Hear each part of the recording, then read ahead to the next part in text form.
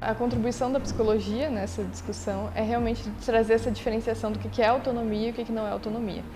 Porque se as plataformas falam, vocês não têm direitos trabalhistas, não têm segurança, não têm estabilidade, mas têm autonomia, mas têm liberdade, a psicologia vai mostrar que todos aqueles efeitos que a gente estuda, de que maior autonomia traz mais satisfação com o trabalho, traz melhor regulação entre trabalho e vida pessoal, tudo isso não é essa autonomia que eles estão falando. Porque o que eles estão falando para a psicologia não é autonomia. O que eles estão falando é precarização. É eu não ter proteção de direitos trabalhistas e se eu não tomo a decisão que foi demandada, que é trabalhar nos horários de pico, sexta, sábado, domingo, eu não tenho renda suficiente para sustentar minha família. Eu acho que é um avanço diante do cenário atual existente, de completa negação de que as pessoas que estão ali atuando como motoristas na plataforma sejam trabalhadores. As empresas negam a condição de trabalhadores, negam que aqueles trabalhadores atuem para as empresas prestando um serviço e, com isso, negam a eles direitos básicos. É por causa desse vínculo em que eu digo que o trabalhador é autônomo. Eu determino todas as condições de trabalho do trabalhador, então eu gerencio o trabalho dele, mas eu digo que ele é autônomo. Bom, se ele é autônomo, ele pode decidir como o trabalho dele é feito e ele arca com as consequências disso. Mas ele não decide como o trabalho dele é feito. Quem decide é a plataforma. Se a plataforma decide, ela deveria oferecer suporte para as decisões que ela toma. Olha, eu acho que a gente tem que ter o olhar jurídico e o olhar na prática. Acho que é importante a gente falar do jurídico, é que está chamando de trabalhador autônomo, mas ele não é autônomo. Então já começa aí uma questão um tanto quanto ambígua, e para a psicologia isso é muito importante. Quando você tem um discurso ambíguo, você tem uma grande possibilidade de causar confusão e colocar essa pessoa, digamos, mais vulnerável. Então, um trabalhador que se considera, então, autônomo, mas tem um algoritmo que gerencia ele não é um trabalhador autônomo, ele é um trabalhador confuso nesse lugar jurídico, né?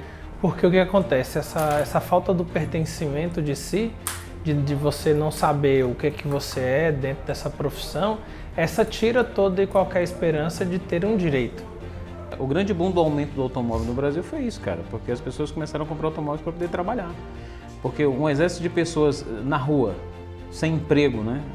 Essa questão desse exército de desempregados é muito salutar para essas novas formas de exploração de cunho escravagista, que é o que está acontecendo. Você gasta tudo e eu chego e tenho um lucro em cima do seu custo, porque você compra o carro, você compra o celular, você paga a internet, você paga o seu almoço e você ainda defende a minha ideologia neoliberal de que você é dono de si mesmo.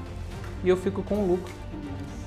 Hoje, cara, a maior dor desse trabalhador é saúde e segurança. Primeiro, saúde por quê? É um cara que não bebe água para não fazer xixi. É um cara que não se alimenta da forma correta. Ele tá na rua, ele não vai parar para comer uma salada, uma verdura num restaurante, ele não tem dinheiro para isso. Ele vai comer um salgado de 5,50 que já vem com um copo de suco ou um caldo de cana. E isso ele faz diariamente. É um cara que tá sob estresse a todo momento. Ele tá com os estresses da casa dele, ele tá com o estresse dos boletos, ele tá com o estresse do trânsito, ele tá com o estresse do passageiro. A dor que eu falei foi saúde e segurança, nós falamos muito sobre saúde, ele iniciou a segurança e eu vou finalizar. Se eu desse R$1 para cada vaquinha que vem de motorista dentro do Brasil que morreu e precisa ser enterrado e a família não tem R$1, eu gastaria um salário mínimo por mês para ajudar essas pessoas. Você tá entendendo? Aí você pega o seguinte, Estados Unidos, lá a empresa ofereceu o pagamento de $400 mensais sem o cara fazer corrida de auxílio saúde, mais $22 a hora que ele vai estar disponível. Isso foi a Uber que ofereceu dentro de uma regulamentação da Califórnia para o sindicato californiano. Isso foi oferecido pela empresa. Chega no Brasil, esse cidadão morre por conta de latrocínio, porque o cara quer pegar as moedas velhas que ele tem lá e quer pegar um carro do cara para depois tocar fogo e deixar lá. Então, quando ele morre, irmão, ele não consegue ser enterrado. Quando ele adoece e vai para uma UTI, a família dele passa fome. Quando ele sofre um acidente que fica acamado, a filha dele passa fome. E quando ele morre, a família inteira fica sem quem sustentava a casa. Então a gente tem que cobrar isso do governo, porque é o seguinte, um governo trabalhista, de um presidente que foi sindicalista, não é isso?